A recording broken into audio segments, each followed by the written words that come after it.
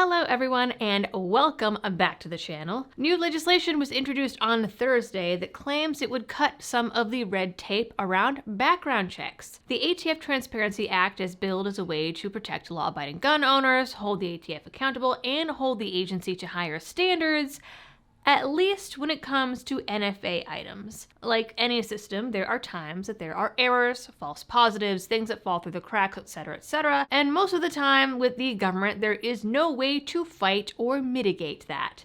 Kind of like how if you accidentally end up on a watch list, you never get off the watch list.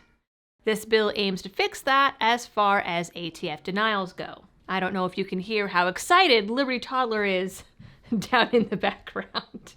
Now, getting the details on this bill was a little interesting. The press release and a couple of the news articles that discuss it don't actually link to the bill. Doing a search actually finds an identical bill introduced in January, and in checking that one out, we learned that it's a repeat of a bill introduced back in March of 2023 that didn't go anywhere. But before I get into reading you the actual bill, this video is brought to you by Blackout Coffee Company. Blackout is a Florida-based coffee roaster that has strong roots in supporting Second Amendment rights and traditional values. They support channels like mine and have dedicated partner roasts that raise money for GOA, FPC, and even the Second Amendment Foundation, which has been doing some really great investigative work. So to get a cup of coffee that you can be proud of and help the channel, go to blackoutcoffee.com/LibertyDoll, and as a bonus, use code LibertyDoll for a one-time 20% discount. Now, according to the newest press release, the ATF Transparency Act would codify the appeals process to protect law-abiding Americans' background checks from being wrongfully denied, require the ATF to process applications within 3 days, and if the ATF fails to do so, applications will be automatically approved, and requires the Government Accountability Office and DOJ to report on the number of NFA items involved in unresolved background checks, recommend ways to reduce unresolved checks, and report on the FBI's National Instant Criminal Background Check System involvement. Now again, this would be for NFA items only, as of course it's not the ATF handling the background checks for regular gun purchases, though they do like to get mad about them. To amend the Internal Revenue Code of 1986 to require the Bureau of Alcohol, Tobacco, Firearms, and Explosives to establish an administrative relief process for individuals whose applications for transfer and registration of a firearm were denied and for other purposes. In general, with respect to any application described in subsection A for the transfer and registration of a firearm, which is denied by the Secretary based on a determination that transferring the firearm to the transferee would violate subsection D of Section 922 of Title 18 United States Code, or receipt of the firearm by the transferee would violate subsection G or N of that section, or state or local or tribal law, the Secretary shall A. Provide the transferee with the relevant NICS transaction number with respect to such application. B. Permit such transferee to appeal such denial to the Secretary in a manner similar to the process for appeals provided under Section 25.10 of Title 28 Code of Federal Regulations. And C. Permit such transferee to provide information to the Secretary to prevent any subsequent erroneous denial or extended delay by NICS pursuant to a program, as established by the Secretary, similar to the Voluntary Appeal File Program described in Section 25.10G of Title 28 Code of Federal Regulations. The next section is on the timely processing of applications.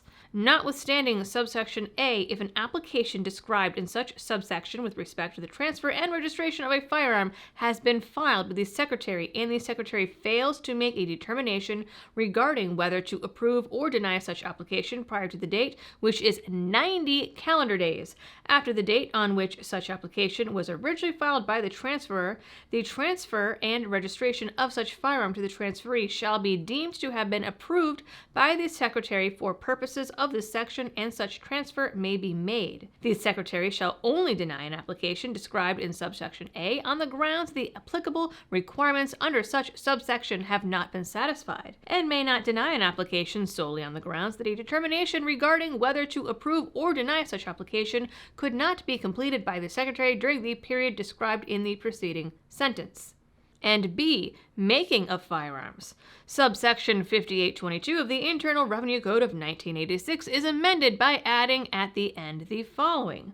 Notwithstanding the preceding sentences, if a person files an application to make and register a firearm with the Secretary, and the Secretary fails to make a determination regarding whether to approve or deny such application prior to the date, which is 90 calendar days after the date on which such application was originally filed by such person, such application shall be deemed to have been approved by the Secretary for purposes of this section, and such firearm may be made by such person.